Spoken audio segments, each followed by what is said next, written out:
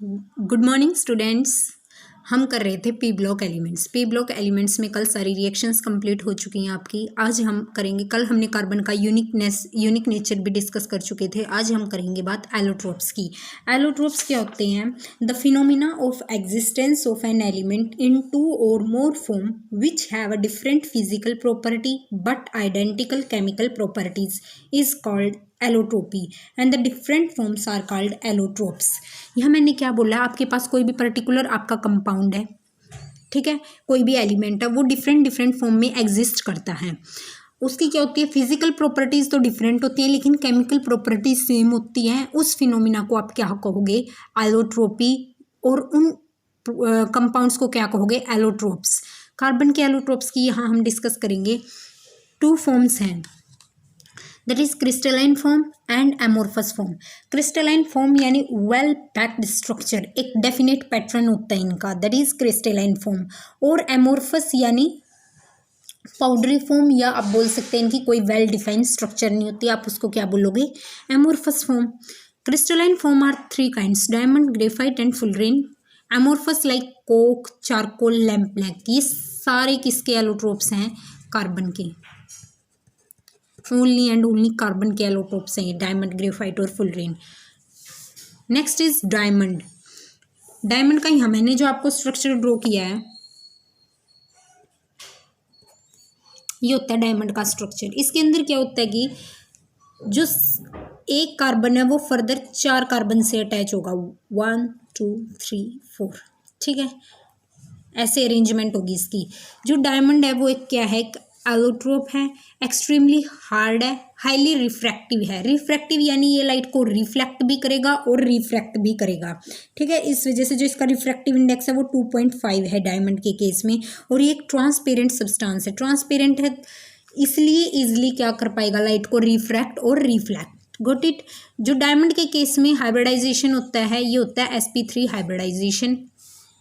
और आप कार्बन का इलेक्ट्रॉनिक कॉन्फ़िगरेशन क्या होता है? 2,4। In diamond each carbon share electron with 4 other carbon atom forming 4 single bond. 4 single bond बने हैं। In the diagram, carbon atom only seen to be forming 2 bonds or even 1 bond, but that not really the case. We are only showing a small bit of whole structure. यहाँ मैंने आपको particular लिख के दे दिया है कि कहीं students बोले बाद में, मैडम इस वाले कार्बन ने तो केवल एक ही बॉन्ड बनाया है, या इस वाले ने केवल 2 ही बनाए हैं। ये लिटिल बिट स्ट्रक्चर ड्रॉ करके दिया राजे मैंने आपको यहाँ कि डायमंड एक्चुअल में क्या होता है कि हर कार्बन जो आगे नेक्स्ट फर्दर 4 कार्बन से अटैच होता है, इसका हाइब्रिडाइजेशन होता है sp3। ये हार्ड, मोस्ट हार्ड एलिमेंट होता है। इसका हाई रिफ्रैक्टिव इंडेक्स भी काफ़ी ज़्यादा होता है। ट्रांसपेरेंट मटेरियल होता है ये। नेक्स्ट है प्रॉपर्टीज। इसका मेल्टिंग पॉइंट काफ़ी हाई होता है। हार्डनेस इसमें सबसे ज़्यादा होती है। इलेक्ट्रिसिटी को ये कंडक्ट नहीं कर पाता क्योंकि इसके अंदर कोई भी जो है सिंगल इलेक्ट्रॉन, या मैं कहूँ अगर इलेक्ट्रॉन्स openly held नहीं होते। since all electron are firmly held in sigma bond, there are no free electron in a diamond crystal, therefore diamond is a bad conductor of electricity. next हम बात करेंगे graphite की। Next allotrope है graphite. Graphite क्या होता है? आपका soft crystalline allotrope form है कि इसकी कार्बन की कंपोज्ड ऑफ ग्रेफिन लेयर्स होती हैं। ये ग्रेइश या फिर ब्लैक कलर में होता है। मेटेलिक क्लस्टर या ग्रीसी फील होता है इसका। पेंसिल्स, लुब्रिकेंट, पेंट्स वगैरह में आप इसको यूज़ कर सकते हैं। जो स्ट्रक्चर है ग्रेफाइट का, ये मैंने आपको यहाँ शो किया है। इसके अंदर क्या होता है कि जो एक कार्बन है वो आगे 3 कार्बन से अटैच होगा, 1 2 3, ऐसे ये देखो 1, ये कार्बन है जो 1 2 3 कार्बन से अटैच है। जब एक जो सिंगल बॉन्ड रह गया इसका, जो एक और अटैच होना था, क्योंकि कार्बन कितने मैक्सिमम बॉन्ड बनाता है? 4 बॉन्ड बनाता है, तो वो ऐसे कभी किसी के साथ अटैच होंगे, कभी किसी, ऐसे चलता रहेगा वो सिंगल इलेक्ट्रॉन का।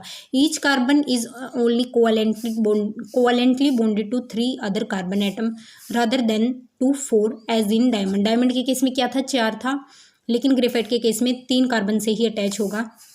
लेयर्ड स्ट्रक्चर होती है ग्रेफाइट की।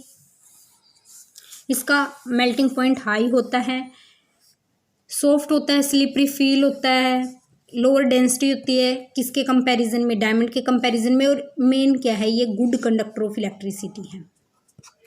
क्योंकि इसके पास क्या है, डीलोकलाइज्ड इलेक्ट्रॉन है, are free to move throughout the sheet. ये फ्री इलेक्ट्रॉन है, ये मूव करते रहते हैं और इलेक्ट्रिसिटी कंडक्ट करने के लिए आपके पास क्या चाहिए, फ्री इलेक्ट्रॉन चाहिए, इसलिए ये क्या है, गुड कंडक्टर ऑफ इलेक्ट्रिसिटी है। नेक्स्ट हम बात करेंगे फुलरीन की। It is last allotrope of carbon. Fullerene ये हाल फिलहाल डिस्कस हुआ है, बकमिनिस्टर फुलर ने इसको डिस्कवर किया था। इसकी डिस्कवरी कैसे हुई थी कि जो ग्रेफाइट को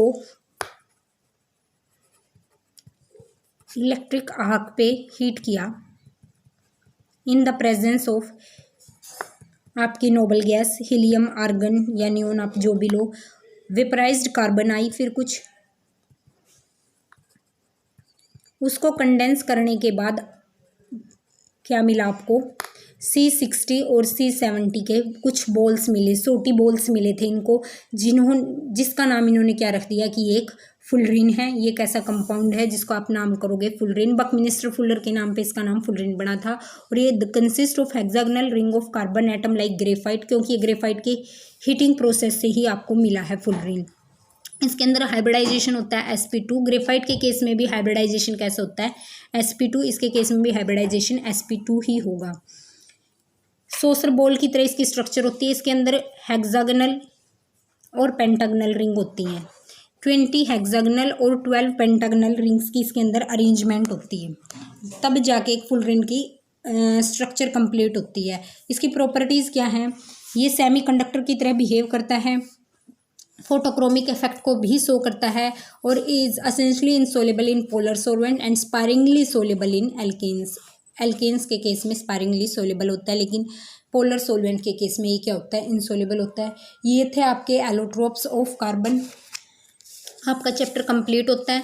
नेक्स्ट आपका जो हम नेक्स्ट चैप्टर स्टार्ट करेंगे वो मंडे से स्टार्ट करेंगे, लेकिन तब तक आपने इस चैप्टर की सारी NCERT कंप्लीट कर लेनी है, और मैं आपको आज एक असाइनमेंट वर्क दूंगी, वो भी आपको मंडे तक कंप्लीट करना है। Thank you students and have a nice day.